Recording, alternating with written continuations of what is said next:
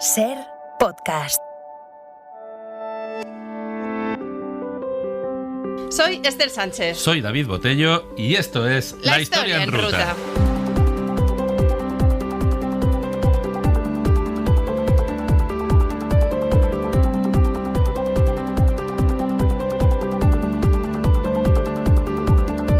Hace 700 años, el 8 de enero de 1324, Marco Polo se fue al barrio de los Eternos.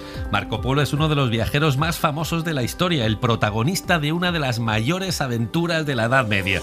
Su libro de las maravillas es una joya llena de aventuras increíbles por montañas y desiertos, caravanas de camellos, oasis con palmeras, leyendas, naufragios y batallas, milagros, crímenes, la tumba de los Reyes Magos, el Arca de Noé, la secta de los asesinos, el Preste Juan, Alejandro Magno, pueblos que incineran a sus muertos, pueblos antropófagos, pueblos que prestan sus mujeres a los extranjeros, palacios de plata y oro, el petróleo, los palillos, los billetes, los demonios del desierto, el fuego sagrado, unicornios, dragones, magia negra. Madre mía. ¡Buah! Marco Polo abrió las puertas de Europa para que dejáramos de mirarnos el ombligo. Sin él no habría existido Colón, ni Elcano, ni la era de las exploraciones. Y nos sigue enamorando. Aprovechando su 7º centenario, hoy hacemos una ruta siguiendo el viaje de Marco Polo. Y vuelve Ainara Aristóteles. Oh, Eli, estoy locker con Marco Polo. Es una pasada lo de este señor. Y se sube a la historia con nosotros Luis Quevedo, divulgador, o como dice de sí mismo, comunicador enamorado de la ciencia, con rigor científico y sin rigor mortis. Ay, por Dios. Ay, los muertos. Cuando lo dices tú suena muy bien, ¿eh? No, y cuando lo vi escrito en tu blog pensé, mi madre, qué bien suena, ¿no? Esto está muy bien. Pues Bienvenido, Luis. Muchas gracias, Qué un alegría. gusto estar con vosotros. Hombre, Qué maravilla lo que haces siempre, ¿no? De llevar conocimiento tanto de historia como de ciencia, ¿no? Bueno, lo que se puede, sí. Y lo que se aprende. Lo disfrutamos mucho, como aquí. Sí, Qué bien, y qué estás bien, ahí qué con bien. nuestra amiga María José Rubio también haciendo un proyecto maravilloso. Ahí está, sí, diariamente, dando Sí, la sí, data con historias curiosas en podcast, sí señor, sí, muy bonito. Bueno, pues si os gusta Marco Polo, este es el plan. Una ruta por los pasos de Marco Polo. Si quieres acompañarnos, súbete a la historia. Arrancamos la ruta en el Palazzo di San Giorgio di Genova. Bueno, en Génova. Los genoveses la han convertido en una cárcel y han enchironado a Marco Polo. Génova y Venecia andan en guerra por ver quién se queda con la hegemonía comercial del Mediterráneo. En la batalla de Córcula, la flota genovesa le da pal pelo a la veneciana, capturan a Marco Polo y se lo traen a esta cárcel. Aquí comparte celda con un tal Rustichello de Pisa, un famoso escritor de libros de caballería. Para matar el aburrimiento, Rustichello le habla del rey Arturo y los caballeros de la mesa redonda, que es un poco su cosa, su tema. Y Marco Polo le cuenta las aventuras que tuvo al servicio del Gran Khan. Marco Polo es tan bueno contando historias que los genoveses acuden en masa al palazzo para escucharle. Rustichello, viendo que aquí hay temita, le propone escribirlas. Marco dice que vale. Pide que le traigan de Venecia sus cuadernos de notas. Se las traen. Que digo yo que qué clase de cárcel es esa. Por favor, ¿me traes las notas? En un palacio. Qué lujazo. Y con los sirvientes. Bueno, muy bien. Muy bien. Bueno, el caso es que se ponen manos a la obra. Marco pone la imaginación y el detalle y Rustichello pone el sentido literario. Lo escriben en francés provenzal, la lengua de los mercaderes europeos que viajan a Oriente. Lo titulan Divisament du Monde. Los Todos. culturetas lo llaman Il Milione, el millón. Y todo el mundo lo conoce como el libro de las maravillas. Es una de las grandes obras de la literatura. Es el primer gran libro de viajes y uno de los libros más influyentes de la historia.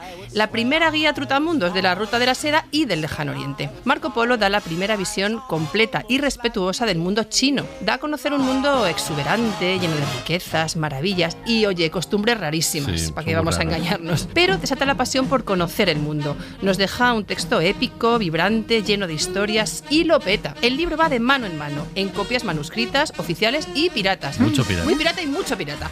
Y enseguida toda Italia habla de él. Se traduce al toscano, al alemán, al latín, al castellano. Bueno, cuando aparece la imprenta es uno de los libros más publicados, no os digo más.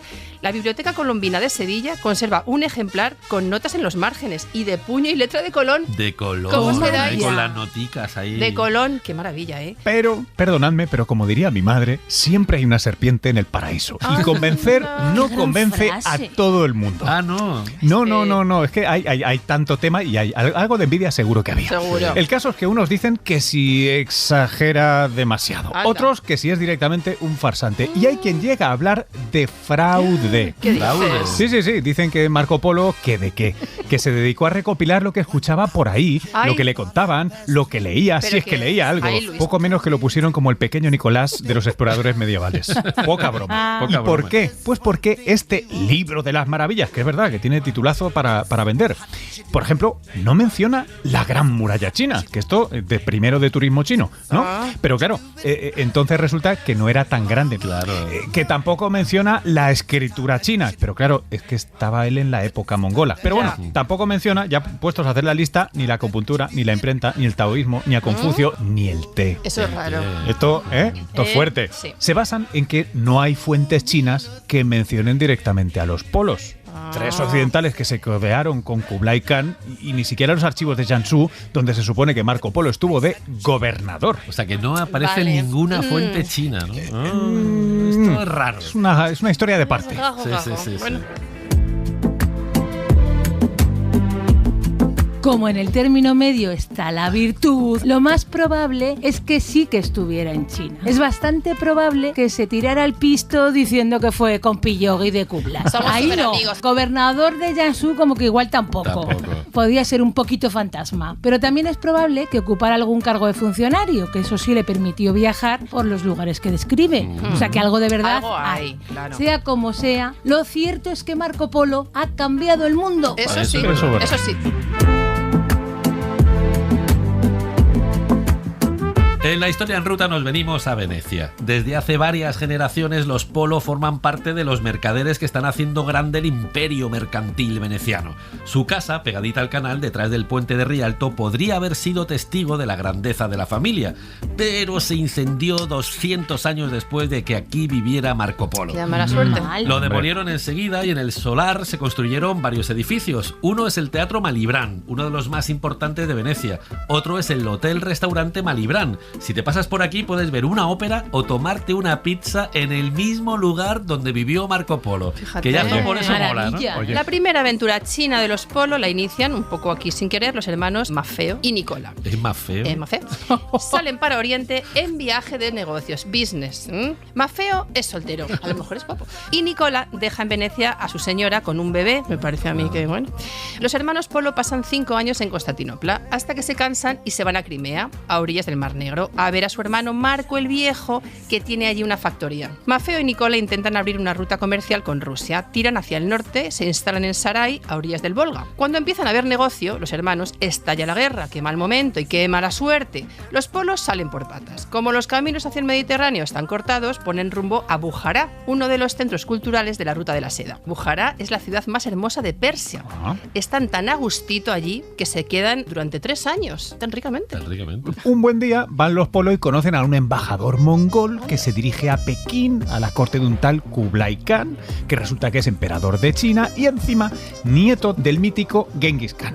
El embajador, con la promesa de hacer grandes negocios, pues les convence de, oye, ¿por qué no venís conmigo? ¿no? Venirse. Y total, para Venirse. quedaros aquí, hacemos merienda Venirse. cena. Venirse. Total, que sin pensárselo 2 veces, Nicola y Maffeo se unen a la caravana y 3.200 kilómetros por la Ruta de la Seda, cruzan ríos enormes, suben montañas gigantes, atraviesan desiertos interminables. Es que con 3.200 kilómetros me vas a contar. Agotaos. Total, que por fin, después de más de un año de viaje, resulta que llegan a Kambaluk, lo que hoy en día sería Pekín. Kublai es el gran Khan. En el reparto de los kanatos entre los herederos de, como ha dicho Luis, Genghis Khan, Kublai se queda con China, la parte más golosa del imperio mongol. Allí funda la dinastía Yuan, que significa origen.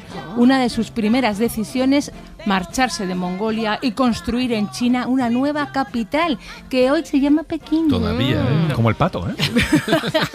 Bueno, Kublai es un tipo listo, leído, inteligente, con muchas habilidades. Es un gran guerrero, un político sensato y un buen gestor. Lo tiene todo el Lo tío. tiene ¿eh? detrás.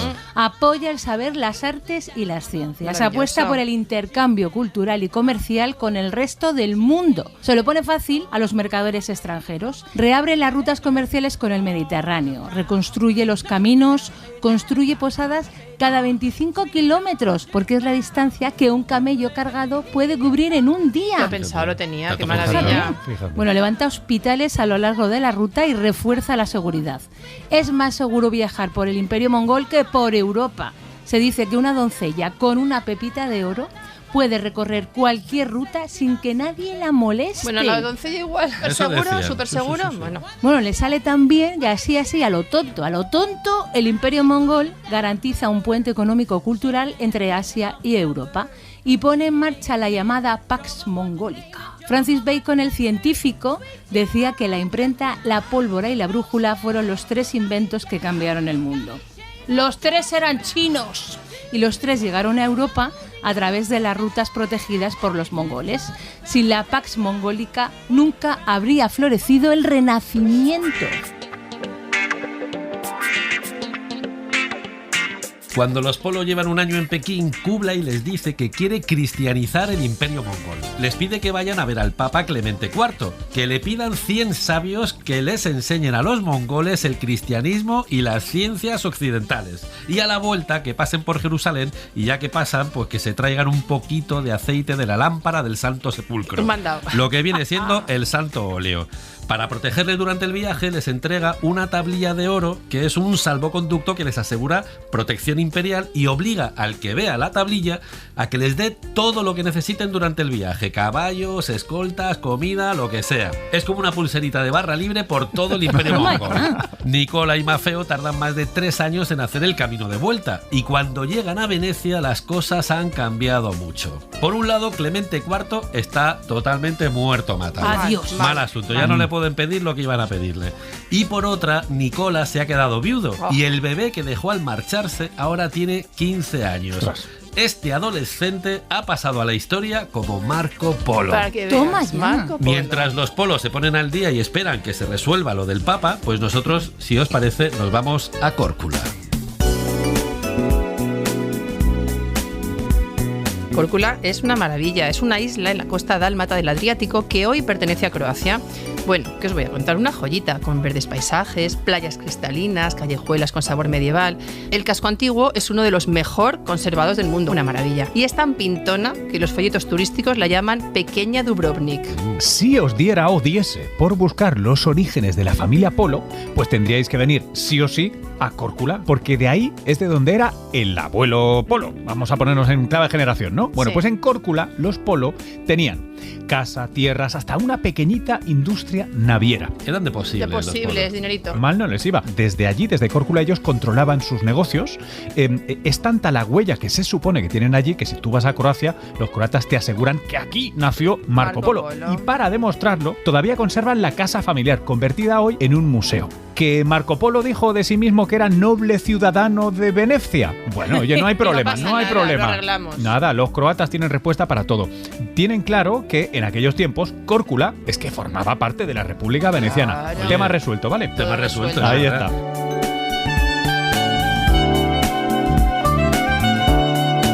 La siguiente parada nos lleva a Jerusalén, una ciudad muy rara.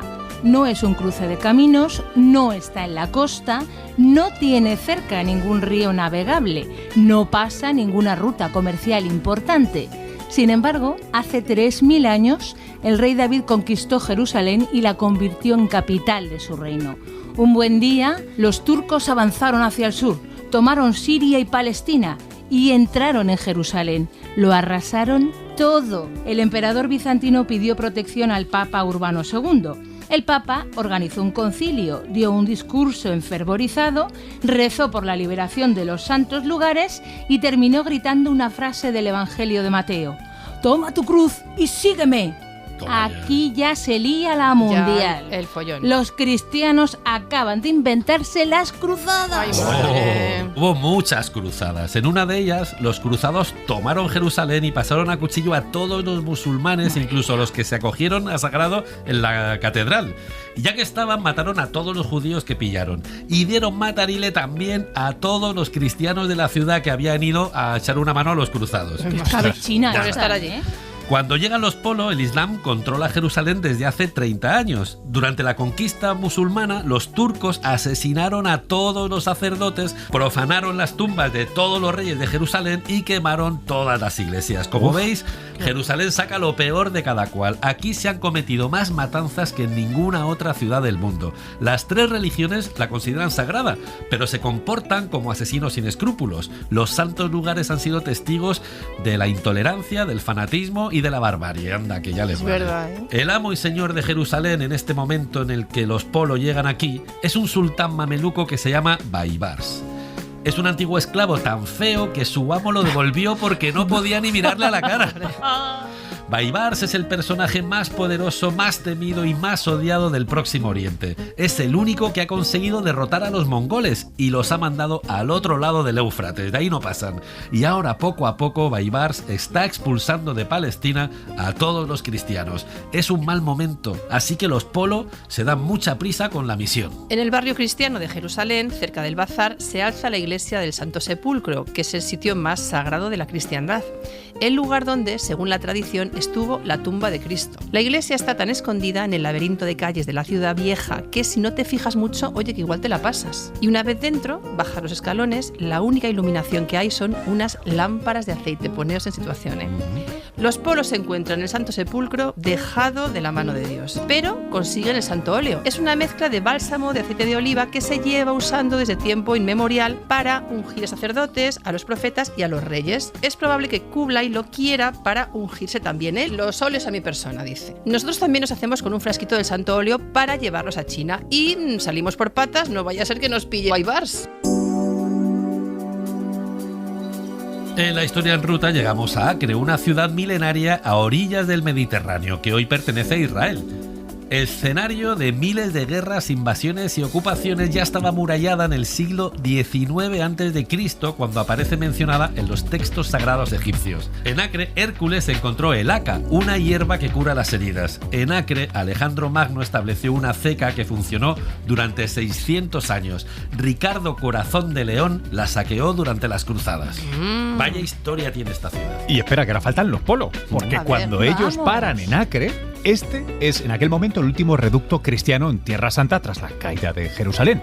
Allí está gobernando el legado del Papa, un tal Teobaldo de Plasencia, un tipo que parece inteligente, íntegro, compi de Tomás de Aquino, claramente, y confesor de los reyes de Inglaterra y hasta de Francia. Bueno, resulta que los Polo vienen hasta 3 veces a ver a Teobaldo, y Teobaldo les da todo su apoyo, pero no puede hacer nada por ellos hasta que no haya un nuevo Papa. Claro. Teobaldo entonces sabe que la empresa de los Polo es importantísima. Los mongoles odian a los musulmanes tanto como los cristianos. Así pues, la única esperanza para los cruzados es aliarse con los mongoles. Ya sabes que aquello del enemigo de mi enemigo es mi amigo. Mi Y en este amigo. caso, perfecto. Así que si los mongoles se convierten finalmente al cristianismo, bueno, eso ya sería la pera. El Islam tendría los días contados. Claro que sí. A los Polo les parece muy bien, pero con bendición papal o sin ella tienen que ponerse en marcha hacia China. Nada más zarpar, llega a Acre el olor de la fumata blanca. ¡Habemus papam! El Vaticano ha tardado 2 años y al final han elegido ¿a quién? ¡A Teobaldo! Teobaldo. Bien, eso es sí, madre mía. convertido en Gregorio X, llama a los Polo.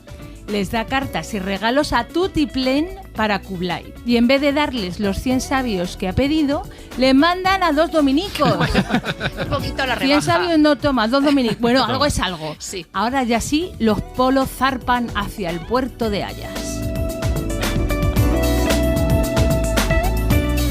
En cuanto llegan a Ayas, oyen el rumor de que Baibars, el malote de Jerusalén, viene para acá. ¡Ay, Madre mía, socorro! ¡Qué susto! Dispuesto a conquistar la ciudad. Los 2 frailes, que no los tienen que pedía, que han venido con los Polo, están que se mueren de miedo.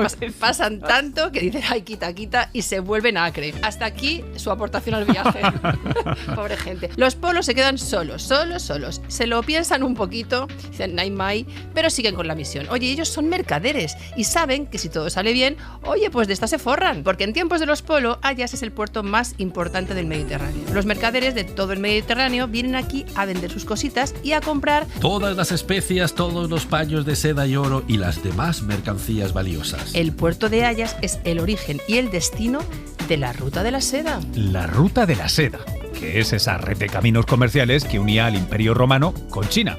Esto sucedía desde el siglo II antes de nuestra era. Pero entonces, claro, no se le llamaba Ruta de la Seda. ¿No? Esto es branding del de verdad. Esto se lo inventó un geógrafo alemán en el siglo XIX. Anda, mira. Sí, se llamaba el tipo Ferdinand von Richthofen. Durante siglos, las caravanas traían a Europa todo el lujo asiático, ¿no? Que si especias, papel, porcelana, vidrio, pólvora, algodón. Eso sí, el viaje era de más de 10.000 kilómetros y llevaba 3 años. ¿Y poco me parece en 3 años? Sí, sí. No llegabas a casa para cenar, vamos a dejarlo ahí.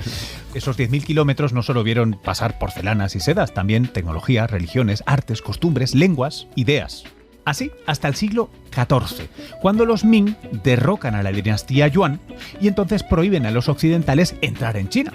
La ruta seguía abierta, pero los europeos solo podían comprar. Muy ¿Qué os bien. parece? ¿Qué es lo que pasa? Esto todavía sigue evolucionando. Fíjate, cae Constantinopla y entonces los otomanos bloquean la ruta. Ahora los reinos europeos se ponen como locos. ¿Cómo llegamos a los bienes de la China? Que para entonces eran las Indias. Pues habrá que Búscate buscar la nuestro vida. camino. Tú no entras. Pues tendrás que buscarte otro local. Claro. Ya sabes lo que pasaría después. Portugal se queda con la ruta africana y Colón pues tendrá que buscar una vía alternativa. ¿Os suena? Así es como empieza la era de las exploraciones.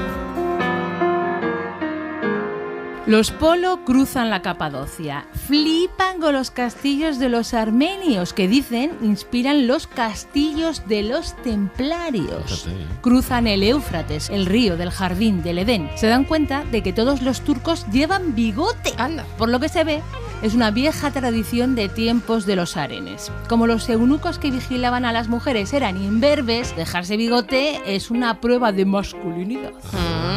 Ahora lo entendemos. Por todo. algo es. También se dan cuenta de que en Irán todos llevan barba, que no bigote. Para los iraníes la barba es sagrada. El profeta la llevaba y todos los buenos musulmanes se la tienen que dejar crecer.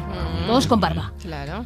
Al llegar al borde del Cáucaso aparece por el camino la cumbre nevada del Monte Ararat. Es un volcán extinguido, al que los iraníes llaman Koh-i-Nuh. Traducido es la montaña de Noé. ¿Y por qué lo llaman así? Eso digo yo. Bueno, pues desde tiempo inmemorial Ararat es un lugar sagrado para los armenios. Dicen que el arca de Noé tocó tierra aquí. ¿Aquí? Y aquí sigue todavía enterrada en la ladera rusa a 80 metros bajo la nieve.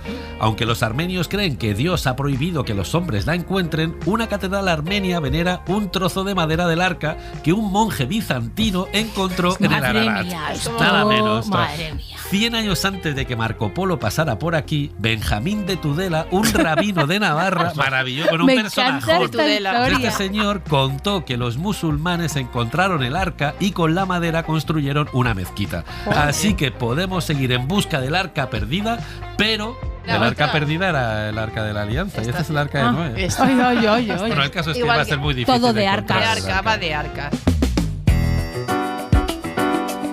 En el periplo de Marco Polo, alguien le cuenta que aquí cerca hay una fuente de la que emana tanto aceite que se podrían llenar 100 barcos de una sola vez. Bueno, los ojos chiribitas. Este aceite no es bueno para comer, pero sirve para quemar. Vaya por Dios, pero la Porque es un ensalada aceite no. así como negro, ¿no? Sí, claro, claro, Oscuro. claro. Esta es la primera vez que en la literatura europea se menciona el petróleo. Ah, Claro, ok.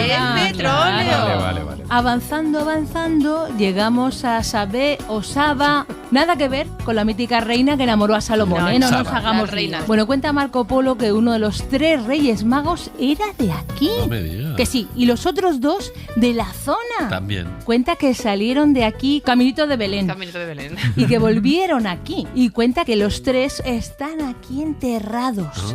Que lo ha visto Marco Polo con sus Ay, ojitos. ¿cómo es Marco? El uno junto al otro, en 3 grandes y magníficos sepulcros, y que los cuerpos se mantienen intactos con sus cabellos y sus barbas. Que ¿Cómo son es? incorruptos. Resulta que antes de que Genghis o Genghis Khan incendiara la ciudad, Sabé era famosa por su observatorio astronómico. Si los magos llegaron a ver la estrella de Belén, podrían haberlo hecho desde aquí. Sí, sí. Marco Polo también cuenta una interpretación local de lo que significaban el oro, el incienso y la mirra. Y dice, son pruebas para saber quién era el niño Jesús de verdad. La historia va así. Si se quedaba con el oro, pues era un rey terrenal. Ya. Si cogía el incienso, era espiritual, era un dios, era algo elevado. Y si se decidía por la mirra, pues era un médico. Curioso esto, Quieren ¿no? una prueba todo Médico, esto. fíjate. Sí. Esto tiene su explicación. Veréis, Zoroastro era el dios de la sanación. Los magos eran, se supone, sus sacerdotes, ¿no? Los magis. Entonces, ellos también practicaban la medicina sagrada. Y la mirra era importante para los magos. Por eso se la ofrecen al niño. ¿Y qué hace el niño? Pues descolocar a todo el personal, porque se queda a los 3. Ah, mira. Es que- Tío, qué listo, ¿eh? Diciendo algo así como aquí estoy yo, Jesús de Nazaret, Claro. Cristo, rey y sanador. ¿Para qué elegir si te puedes quedar con todo? Cuenta Marco Polo que a cambio de sus regalos, el niño Jesús les dio a los reyes una cajita cerrada. Y cuando la abrieron, dentro solo había un pedrusco, un pedrolo, Pues una vaya, piedra, nada. ostras. Así que los reyes la tiraron a un pozo. Al instante, dice Marco Polo, bajó una llamarada del cielo y entró en el pozo donde habían arrojado la piedra. Uy, qué susto. ¡Buah! Y el pozo echó a arder. Y ahí ya los magos se dieron cuenta de que esa piedra era sagrada. Gloops hicieron. Como no podían bajar a por ella, claro, no querían quemarse, pues se conformaron con llevarse el fuego a sus templos. Y allí la gente mantiene viva la llama y lo adora como a un dios. Y todos los sacrificios que ofrecen se encienden con este fuego. Es probable que este sea un relato sincrético para que los mazdeístas, los magos, los seguidores de Zoroastro, asimilen el fuego con el cristianismo.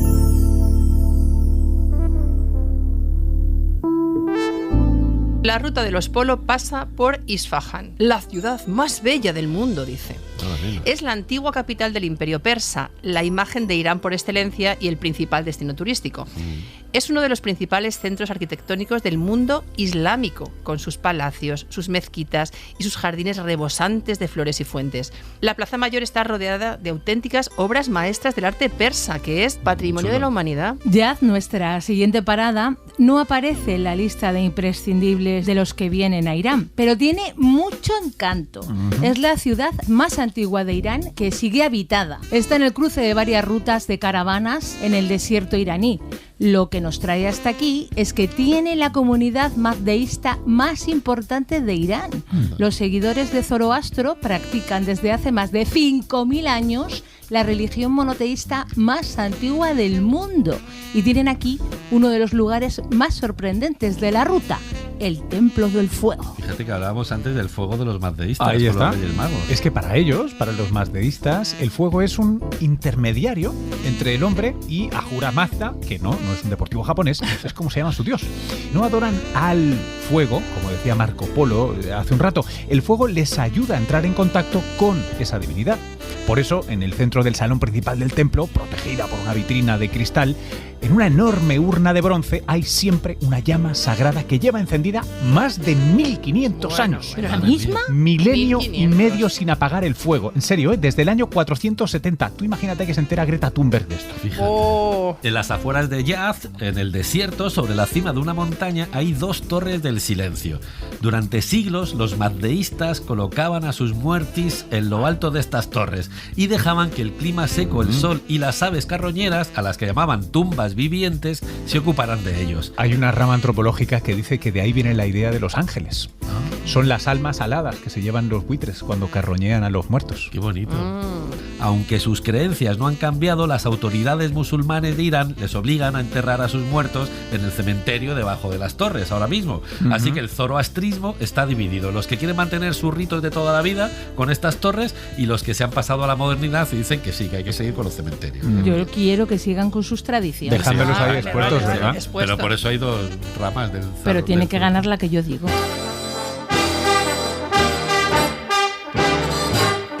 En la historia en ruta llegamos a Tabas.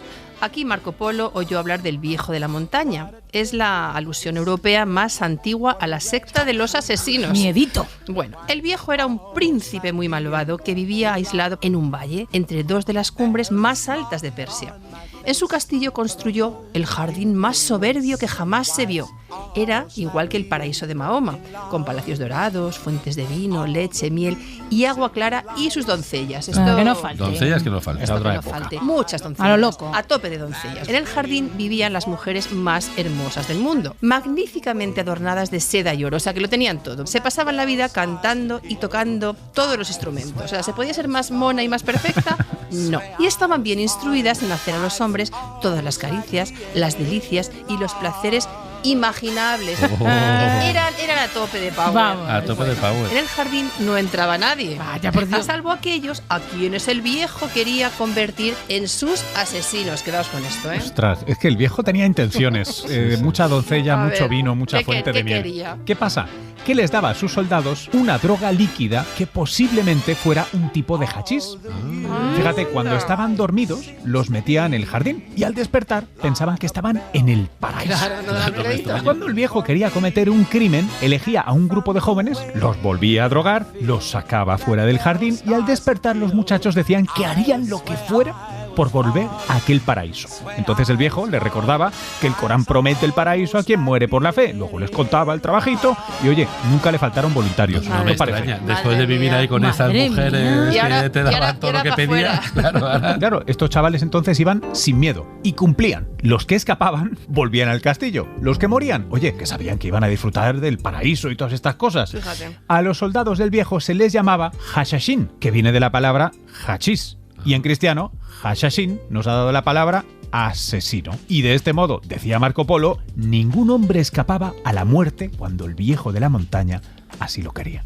Lo más fuerte de esta historia es que está basada en un hecho real. No. Oye, como las películas del sábado por la tarde, Sí. tal cual. El Islam tiene varias ramas, como la de los ismaelitas. En Persia, los ismaelitas estaban prohibidos. El mulá escribió que derramar su sangre es más meritorio que matar a 70 infieles. Muy bien. En esas apareció un tal Hassan Sabah, un iluminado ismaelita. Para defenderse de la persecución, Hassan fundó un grupo terrorista, la secta de los asesinos, y se fue cargando a los rivales de los ismaelitas. Un rey de Jerusalén, 2 califas de Bagdad, un gran visir de Egipto, un shah de Persia, voy pillando. Sí, ¿no? Ostras. Los asesinos eran tan chucos que empezaron a contarse cosas tremendas, que si estaban malditos, que si estaban sedientos de sangre, que si eran violadores. Total, que los mongoles se hartaron de ellos y arrasaron el castillo del viejo de la montaña. ¡Hala, hasta Estaban luego! tardando. Eso está Claro. muy bien. Los Hashashin supervivientes se trasladaron a las montañas de Siria. Poco a poco se convirtieron en mercenarios y asesinos a sueldo. Un buen día un cruzado visitó su castillo. Hablando de la devoción de sus súbditos, el jefazo de los asesinos hizo una señal y 2 jóvenes saltaron desde la torre más alta y se estrellaron contra las rocas. ¡Hala, catagrof! ¡Madre mía! Eran muy devotos, sí, pero también acabaron muy malamente. Cuando Baibars, el malote de antes, el de Jerusalén, asoló su fortaleza, pasó a cuchillo a todos los asesinos Vaya por Dios. y construyó una torre de 7 metros de altura con sus calaveras. ¡Maravilla! Madre mía. Bueno, al final resulta que Marco Polo se queda corto con su relato y le sale un cuentecito de las 1001 noches.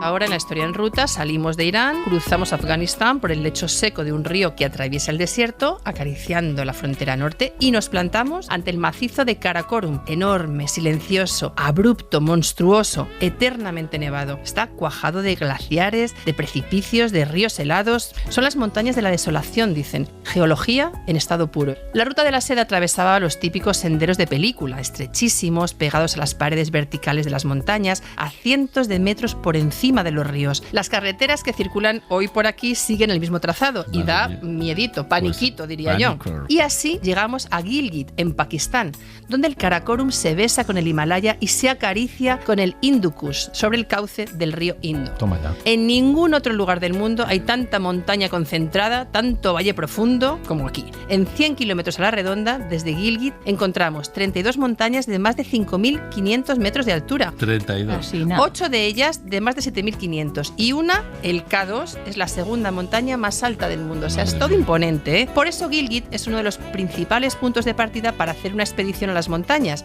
Afortunadamente, hoy puedes llegar en avión o por la autopista de Karakorum. La autopista de Karakorum es un prodigio de ingeniería china, una nueva ruta de la seda que une la provincia de Xinjiang con el puerto de Gwadar, en Pakistán. 20 años de trabajo, 46.000 millones de dólares, decenas de miles de trabajadores, más de 1.150 kilómetros que recorren un par de desiertos y las montañas de Karakorum, las más traicioneras del planeta. Cuando se abrió en los años 80, Gilgit cambió para siempre.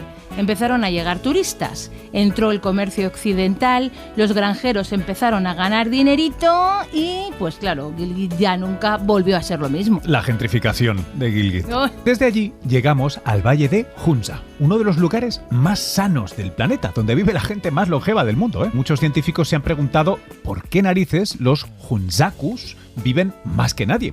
Hay quien dice que es por el agua, que viene directamente de los glaciares, que si tiene un alto contenido mineral, podría ser. Hay quien dice que el secreto de la longevidad de los Hunza es la calidad del aire, que tiene un alto contenido de iones negativos debido a la altitud, podría ser.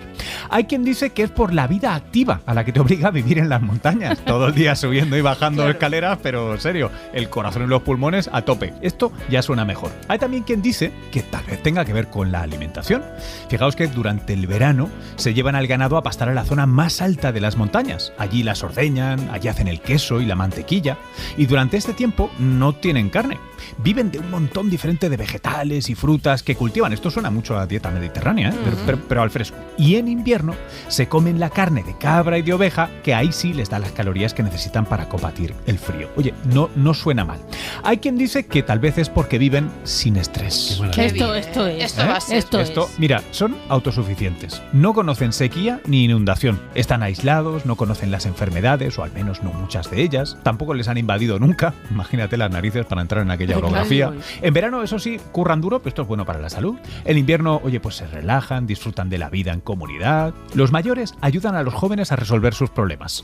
Así que no se estresan mucho, están bien. Suena perfecto todo, ¿no? Sí, cuando le cuentan todo esto a los Hunzakus dicen, oye, que sí, que puede ser. Sí. O a lo mejor es la suma perfecta de este modo de vida relajado y el aire, el agua, el ejercicio, la alimentación y la vida sin estrés. Yo, si me dan conexión a internet, me apunto. Bueno, el que se apunta segurísimo es Marco Polo. Conoce la reputación saludable de Hunza. Cuenta que en Afganistán pilló una fiebre malísima y es probable que haya sido una malaria o algo así, que entonces era una enfermedad mortal. Cuando oye hablar de Hunza, se viene para acá sin pensárselo dos veces. Se pasa un añito viviendo a cuerpo de rey, recuperándose con el aire, el agua, el ejercicio, la alimentación y la vida sin estrés de Hunza. Toma ya. Y ala, recuperado y a seguir en camino.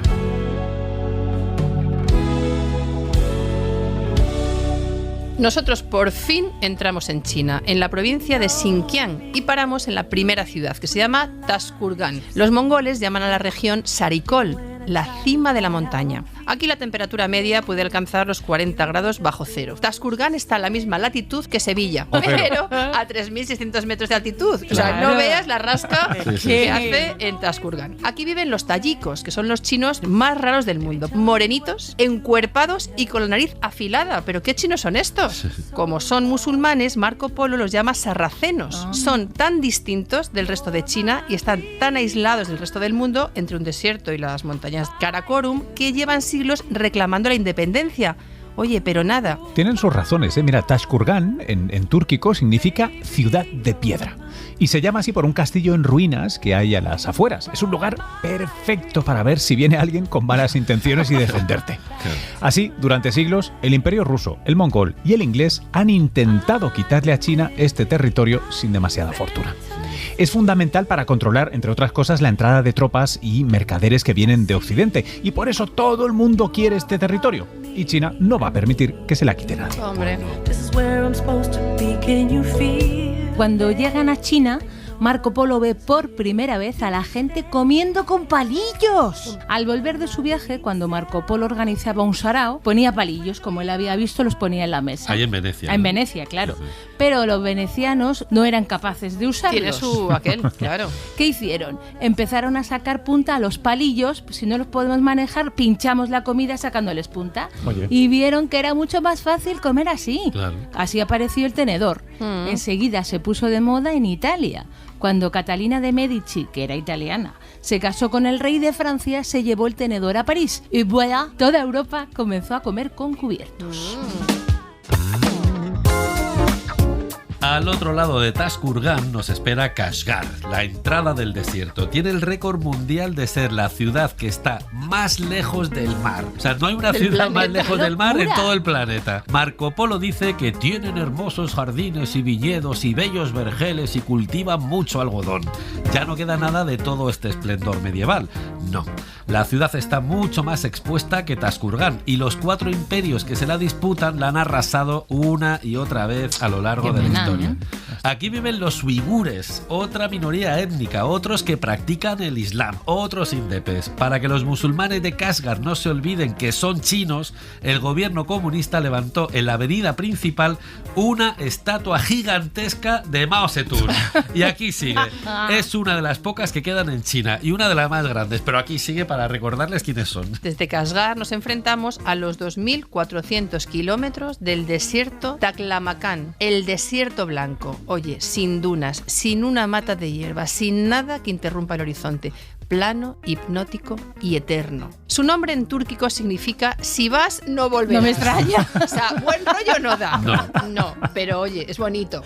Dicen los uigures que el desierto es un lugar maldito, lleno de demonios. Todos los viajeros que pasaron por aquí antes que los Polo han hablado de seres extraños, fantasmas y de ejércitos espectrales. Uf, qué miedito. Marco Polo cuenta que si alguien se pierde por aquí, los espíritus del desierto le hablan. A veces le llaman por su nombre y así el viajero se extravía más y nunca encuentra a su grupo. De ahí viene el juego infantil Marco Polo. Marco Polo. Polo. ¿Habéis jugado alguna vez? Sí. Se juega en las piscinas. El que se la pocha, con los Ah. ojos cerrados, grita ¡Marco! Y los demás dicen ¡Polo! ¡Polo! Como si fuera una víctima de los fantasmas del desierto de Taklamakan. El que se la liga tiene que orientarse por el sonido y encontrar a sus colegas. Mira qué miedito. Viene de ahí. De ahí. Pues allí mismo, en Kashgar, la ruta de la seda también se parte en dos para cruzar ese inmenso desierto.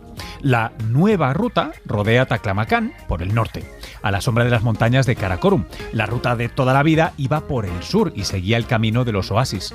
Se abandonó 200 y pico años después de los viajes de Marco Polo. Allí el desierto creció tanto que la arena se comió el camino y al final los dos caminos se encuentran del otro lado, en el desierto del Gobi. Cuando sales de Málaga te metes en Malagón. Del desierto de Taklamakan al del Gobi. Gobi en mongol quiere decir desierto. Dice Marco Polo que es tan extenso que recorrerlo de un extremo al otro llevaría un año o más. En el Gobi, Marco Polo conoce la historia del Preste Juan, cuyos descendientes siguen viviendo aquí. El Preste Juan, Preste pues Juan. tiene una historia maravillosa. Mira, empezó bueno. 200 años y pico antes de Marco Polo, cuando los turcos tomaron Jerusalén y los cristianos se pusieron a organizar cruzadas, que lo contábamos un poco antes. Sí. Como los musulmanes les estaban dando pal pelo, empezaron a circular leyendas sobre posibles aliados que atacaran a los moros desde Oriente. Lo vimos al principio, ¿no? Cuando hablamos también de los mongoles. Bueno, pues cuenta la leyenda que el Preste Juan era un rey sacerdote cristiano, descendiente de uno de los Reyes Magos, porque todo lo que viene de Oriente De los tenía que Reyes ver con los Reyes Magos, y era señor de un poderoso imperio en las Indias, un lugar de Asia de cuyo nombre nadie quería acordarse. Como aquel.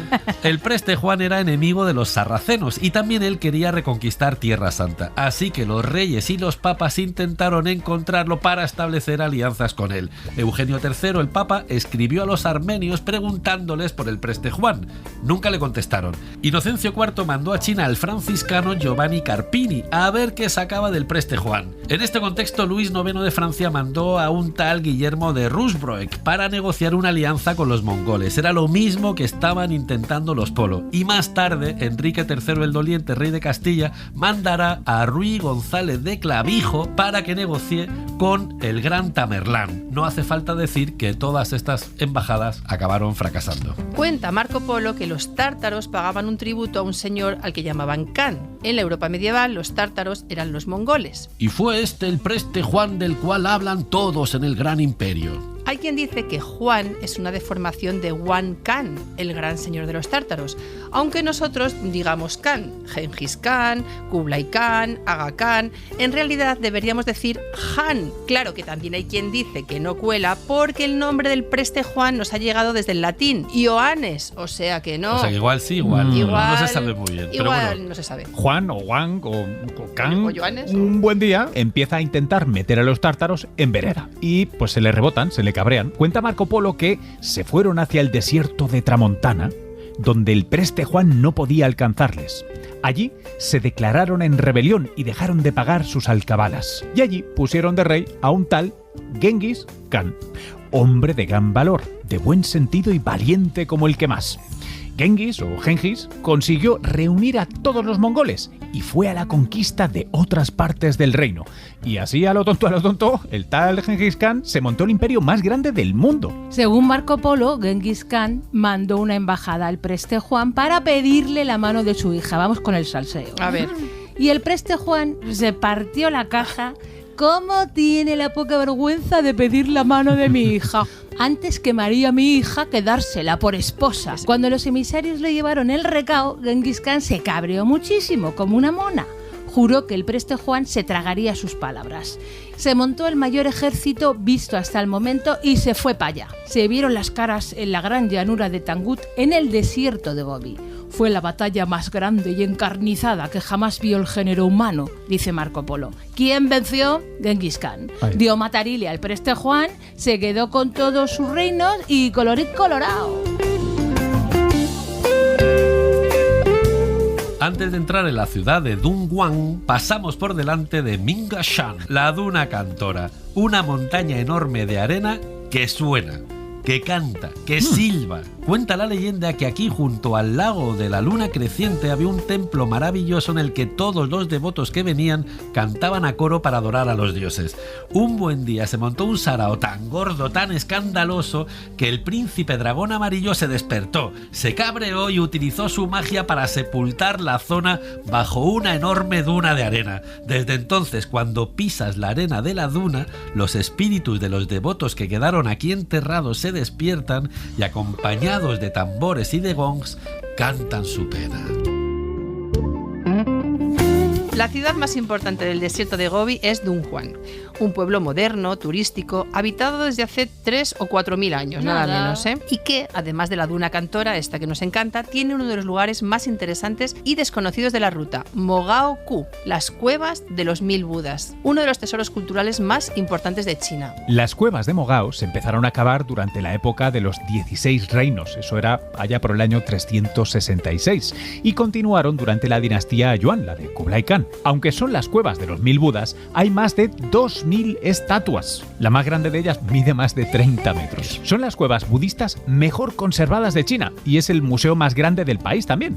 37.000 metros cuadrados llenos de imágenes de Buda y de frescos del siglo IV. Los dibujos describen desde la vida cotidiana, los intercambios culturales con los extranjeros, cuentos budistas y, por supuesto, algunos pasajes de la historia de China.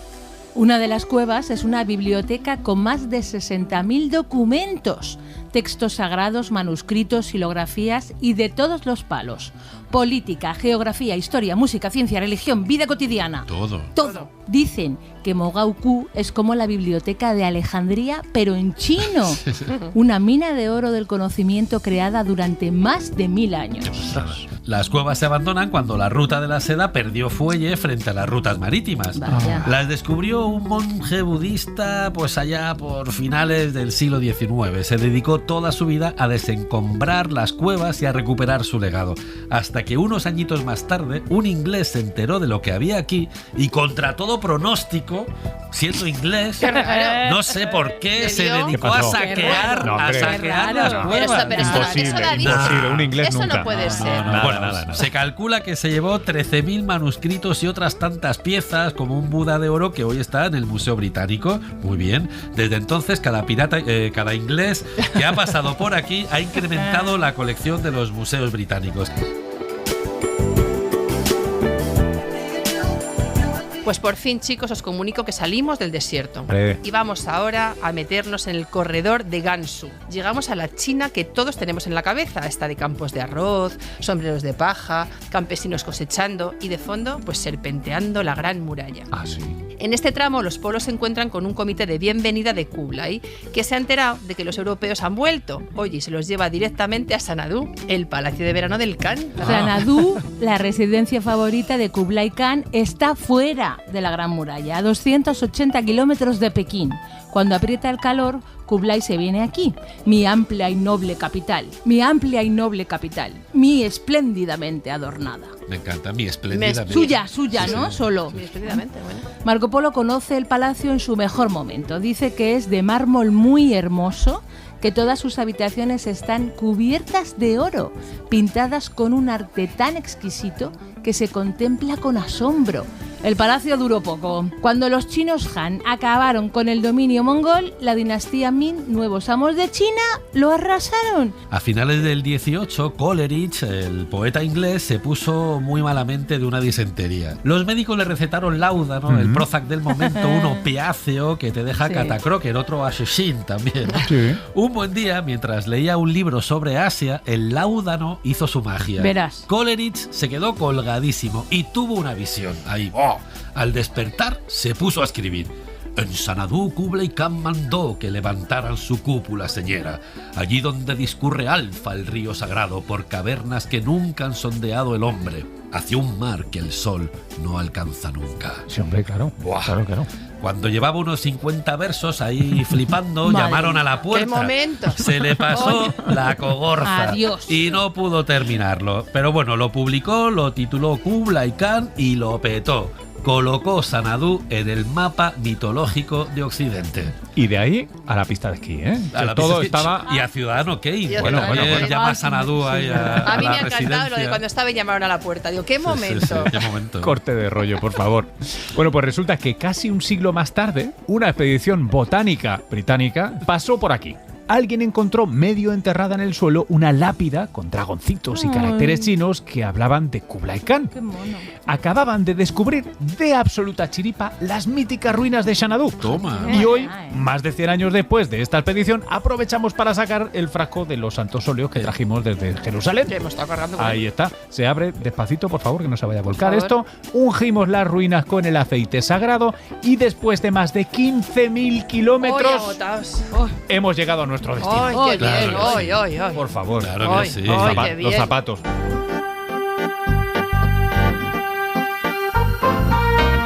El 8 de enero de 1324, hace 700 años, de vuelta en Venecia, Marco Polo hace testamento. Entre otras cosas, deja la tablilla de oro que le sirvió de salvoconducto. O sea que esa tablilla Le vino bien. lo llegaron a ver. En su lecho de muerte, su confesor le pide que reconozca que ha mentido, porque nadie se cree todo lo que ha contado. ¡Pobre hombre! Eres un Maravilloso. mentiroso, tal. Bueno, Confiesa. pues en su lecho de muerte, Marco Polo va y se pone. Solo he contado la mitad de lo que vi porque nadie me habría creído. Sí, que sí. Poco después se marcha al barrio de los Eternos. Tenía 69 años y hoy sigue siendo inmortal. Su vida nos enseña que lo más importante de un viaje es volver para contarlo. Sí, qué guay. Y esto no da para No. más. Hoy se ha subido a la historia con nosotros Luis ¡Qué Quevedo. bien! muchas Luis, gracias. Gracias, ¡Qué chicos. guay! Y lo que nos hemos cansado, pero qué bien nos lo hemos pasado. Ah, que sí, ah, Hoy, que porque sí. es un camino Muchos muy largo, kilómetros, muchos menos Menos que los kilómetros. polos, ¿eh? Menos que los polos. María Jesús Rodríguez y Enrique Hernández andan desentrañando los secretos de Kublai Khan para ver si consiguen arreglar este desconcierto sonoro. Y a los micrófonos, con el libro de Marco Polo en la mochila, las sandalias llenas del polvo del camino y los ojos cuajados de la belleza de la ruta de la seda, Ainara Aristoy, Esther Sánchez y David Botello. Os esperamos en la próxima ruta. Si quieres acompañarnos, ¡Súbete a la historia! Para no perderte ningún episodio, síguenos y suscríbete en la aplicación y la web de Cadena SER y en la plataforma que prefieras.